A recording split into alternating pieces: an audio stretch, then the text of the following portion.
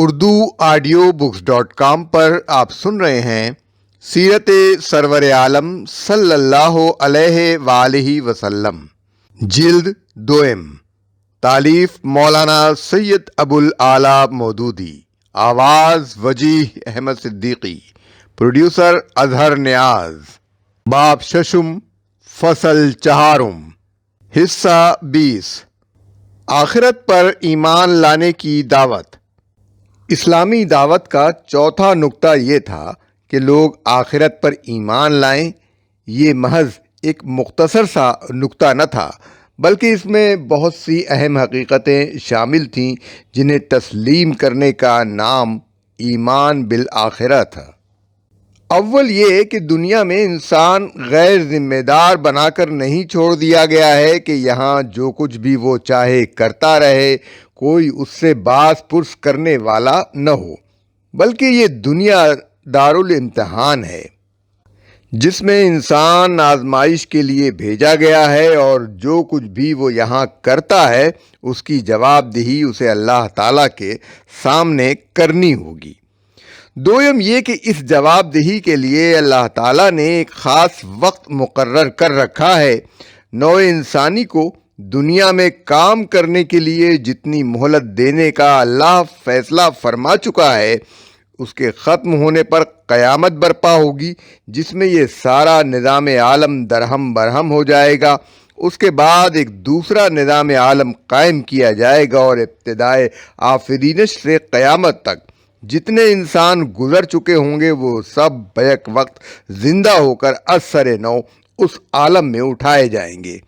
یہ دوسری زندگی دنیا کی موجودہ زندگی کی طرح عارضی نہیں بلکہ ابدی ہوگی، موت اس میں کبھی نہ آئے گی۔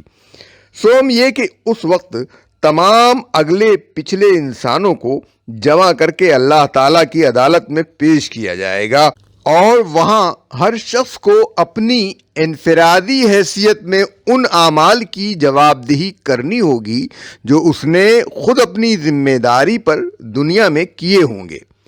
چہارم یہ کہ دنیا میں انسان جو کچھ بھی کر رہا ہے، اگرچہ اللہ تعالیٰ اس کو براہ راست جانتا ہے، مگر عدل کی تمام شرائط پوری کرنے کے لیے وہ اس کا مکمل اور بالکل صحیح نامہ اعمال تیار کرا رہا ہے، بے شمار شہادتیں اس کے ایک ایک قول و فعل کے لیے فراہم کر رہا ہے، خواہ وہ اس نے علانیہ کیا ہو یا چھپ کر۔ بلکہ جس نیت اور جس ارادے سے اس نے کوئی بات کی یا کہی ہے، اور جو خیالات اس نے اپنے دل میں رکھے ہیں، ان سب کا ثبوت بھی وہ محفوظ کرتا جا رہا ہے۔ پھر اس بات کے گواہ بھی اس نے تیار کر رکھے ہیں کہ انسان کو حق اور باطل کا فرق سمجھانے اور غلط راستوں کے درمیان سیدھا راستہ بتانے کے لیے اس کی طرف سے پورا انتظام کر دیا گیا تھا۔ یہ سب شہادتیں اللہ کی عدالت میں اس شان سے پیش ہوں گی کہ انسان ان کا انکار نہ کر سکے گا۔ پنجم یہ کہ اللہ کی عدالت میں کوئی رشوت، بیجا سفارش اور خلاف حق وکالت نہ چل سکے گی۔ کسی کا بوجھ نہ کسی دوسرے پر ڈالا جائے گا، اور نہ کوئی عزیز سے عزیز اور قریب سے قریب شخص اپنے عزیز و قریب کا بوجھ اپنے اوپر لے گا۔ جن واقعی یا خیالی ہستیوں کو آدمی اپنا ولی و ناصر سمجھتا ہے، وہ اس کے کسی کام نہ آئیں گی۔ انسان وہاں تنے تنہا، بالکل بے یار و مددگار کھڑا ہوا اپنے کارنامہ حیات کا حساب آپ دے رہا ہوگا، اور فیصلہ بالکل اللہ کے اختیار میں ہوگا۔ ششم یہ کہ فیصلے کا مدار کلیتاً اس بات پر ہوگا کہ انسان نے دنیا میں انبیاء کے بتائے ہوئے حق کو مان کر اس کے مطابق اللہ کی ٹھیک بندگی کی یا نہیں، اور آخرت میں اپنی جواب دہی کے احساس کو ملحوظ رکھتے ہوئے زندگی بسر کی یا اسے بھول کر سب کچھ دنیا ہی کے لیے کرتا رہا۔ پہلی صورت میں اس کے لیے جنت ہے، اور دوسری صورت میں جہنم۔ یہ آخرت کا عقیدہ اسلامی دعوت کے لیے اتنا ہی اہم تھا جتنا توحید، رسالت اور قرآن کو کلام الہی ماننے کا عقیدہ، کیونکہ اسلام جس طرز فکر و عمل کی طرف بلا رہا تھا اور جس راہ پر چلنے کی دعوت دے رہا تھا، اس پر ایک قدم چلنا بھی انسان کے لیے ممکن نہیں ہے جب تک وہ دنیا کو امتحان گاہ اور اپنے آپ کو خدا کے سامنے جواب دہ نہ سمجھ لے، اور جب تک اس کے دماغ سے یہ خیال نکل نہ جائے کہ زندگی بس یہی دنیا کی زندگی ہے جس میں ظاہر ہونے والے نتائج ہی خیر و شر کا اصل معیار ہیں، اور وہ سچے دل سے یہ بات نہ مان لے کہ اصلی اور ابدی زندگی وہ ہے جو موت کے بعد آنے والی ہے، اور خیر و شر کا حقیقی معیار یہ ہے کہ کس راہ پر چل کر آدمی اس دوسری زندگی میں کامیاب ہوگا اور کس پر چل کر برا انجام دیکھے گا۔ یہ عقیدہ نہ ہو تو آدمی سرے سے توحید و رسالت اور ایمان بالقرآن کی دعوت کو قابل اعتنا ہی نہ سمجھے گا، اور اگر کسی وجہ سے اس کو مان بھی لے تو خدا کی بندگی، رسول کی اطاعت اور قرآن کی پیروی میں ہرگز سنجیدہ نہ ہوگا، اس لیے کہ جب آدمی یہ سمجھتا ہو کہ آخر کار سب کو مر کر مٹی میں مل جانا ہے اور اس کے بعد کوئی دوسری زندگی نہیں ہے جس میں خدا اور اس کے رسول اور اس کی کتاب کی پیروی کرنے کی جزا اور نہ کرنے کی سزا لازماً ملنے والی ہو، تو وہ کبھی ایمانداری کے ساتھ اپنے آپ کو اس ضابطے میں بندھوا دینے کے لیے تیار نہ ہوگا جس میں اسلام اس کو باندھنا چاہتا ہے، بلکہ زندگی کے ہر معاملے میں وہ طریقہ اختیار کرے گا جس سے دنیا میں کچھ فائدہ، کچھ لطف اور کچھ لذت حاصل ہو، اور ہر اس طریقے سے اجتناب کرے گا جس کی بدولت وہ حیات دنیا کے فائدوں اور لذتوں سے محروم ہوتا یا نقصانات اور تکلیفوں سے دوچار ہوتا ہو۔ قریش کا آخرت کو بعید از عقل اور ناممکن سمجھنا، اس عقیدے کی یہی اہمیت تھی کہ جس کی وجہ سے قریش اور مشرکین عرب کے سامنے جب رسول اللہ صلی اللہ علیہ وآلہ وسلم نے اسے پیش کیا تو وہ سب سے زیادہ اسی پر چوکنے ہوئے۔ انہوں نے محسوس کیا کہ اگر اس کو ہم مان لیں تو ہماری ساری آزادیاں ختم ہو جائیں گی، ہم تنہائی میں بھی جہاں ہمیں کوئی دیکھنے والا نہ ہو کوئی ایسا فعل جسے خدا اور رسول اور قرآن نے حرام کیا ہے نہ کر سکیں گے، ہم جہاں کوئی ناجائز فائدہ یا لطف یا لذت حاصل کرنے پر پوری طرح قادر ہوں گے وہاں بھی یہ عقیدہ ہمارے ہاتھ باندھ کر رکھ دے گا۔ یہ تو ایک غیر محسوس سپاہی ہم میں سے ہر ایک کے ساتھ لگا دے گا جو کسی حالت میں بھی ہم کو منمانی نہ کرنے دے گا۔ اسی بنا پر وہ پوری قوت کے ساتھ اس پر حملہ آور ہو گئے اور انہوں نے بڑے زور و شور سے لوگوں میں یہ خیال پھیلانے کی کوشش کی کہ محمد صلی اللہ علیہ وآلہ وسلم کی یہ بات تو قطعی خلاف عقل ہے، بعید از امکان، سراسر دیوانگی، بلکہ محض قابل مضحکہ ہے۔ آخرت کو مشکوک سمجھنے والوں کے خیالات۔ کفار میں سے ایک قلیل گروہ ایسا بھی تھا جو کہتا تھا کہ ہم گمان کی حد تک تو سمجھتے ہیں کہ شاید آخرت ہو، مگر ہمیں اس کا یقین نہیں ہے۔ اس گروہ کا ذکر صرف ایک جگہ قرآن میں آیا ہے، جس سے معلوم ہوتا ہے کہ اس خیال کے لوگ بہت کم پائے جاتے تھے۔ اور جب کہا جاتا تھا کہ اللہ کا وعدہ برحق ہے اور قیامت کے آنے میں کوئی شک نہیں، تو تم کہتے تھے ہم نہیں جانتے کہ قیامت کیا ہوتی ہے، ہم تو بس ایک گمان سا رکھتے ہیں، یقین ہم کو نہیں ہے۔ سورہ جاثیہ آیت 32۔ بظاہر اس گروہ اور منکرین آخرت کے درمیان اس لحاظ سے بڑا فرق ہے کہ وہ آخرت کے بالکل منکر ہیں اور یہ گروہ اس کے ممکن ہونے کا گمان رکھتا ہے، لیکن نتیجے اور انجام کے لحاظ سے ان دونوں میں کوئی فرق نہیں، اس لیے کہ آخرت کے انکار اور اس پر یقین نہ ہونے کے اخلاقی نتائج بالکل ایک جیسے ہیں۔ کوئی شخص خواہ آخرت کو نہ مانتا ہو یا اس کا صرف گمان رکھتا ہو اور یہ یقین نہ رکھتا ہو دونوں صورتوں میں لازماً وہ خدا کے سامنے اپنی جواب دہی کے احساس سے خالی ہوگا،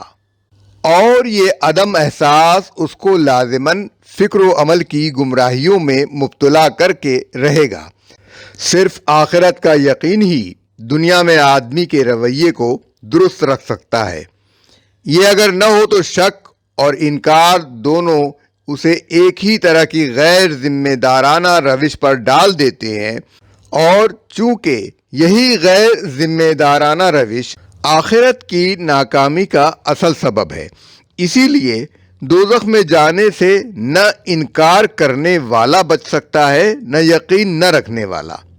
منکرین آخرت کے خیالات۔ اس ایک مقام کو چھوڑ کر باقی تمام مقامات پر قرآن میں آخرت کا کھلا کھلا انکار کرنے والوں کے اقوال نقل کیے گئے ہیں۔ یہ لوگ کہتے ہیں کہ زندگی بس یہی ہماری دنیا کی زندگی ہے، یہی ہمیں مرنا اور جینا ہے،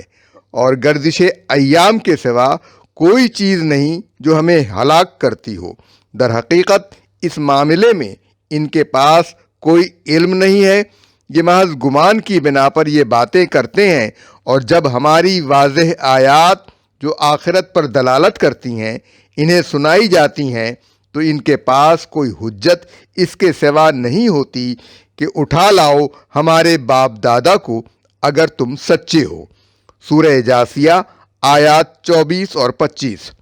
یعنی کوئی ذریعہ علم ایسا نہیں ہے جس سے ان کو بتحقیق یہ معلوم ہو گیا ہو کہ اس زندگی کے بعد انسان کے لیے کوئی دوسری زندگی نہیں ہے، اور یہ بات بھی انہیں معلوم ہو گئی ہو کہ انسان کی روح کسی خدا کے حکم سے قبض نہیں کی جاتی، بلکہ آدمی محض گردش ایام سے مر کر فنا ہو جاتا ہے۔